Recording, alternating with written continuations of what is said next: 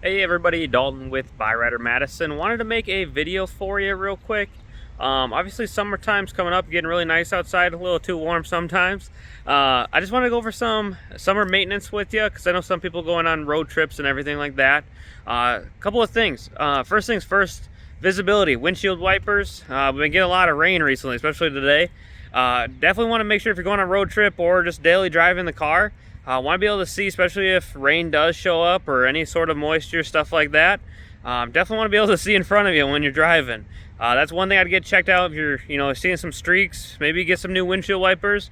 Obviously, just keeping up on oil changes. Obviously, the fresher oil, car runs better with that.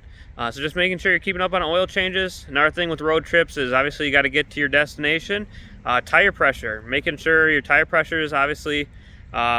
Normally I like to do like 35 on all my tires. Keeps a nice comfortable ride, keeps them inflated, everything like that. Those are just some small things I figured I'd just mention to you. Summer road trips coming up. If you are having any of those sort of needs, and then another thing, fluids. Make sure just all your fluids are topped off so you don't have any issues down the road on the road trip, on the way to somewhere. If you do have anything that needs to be checked out, definitely give service a call. They want to try and help you.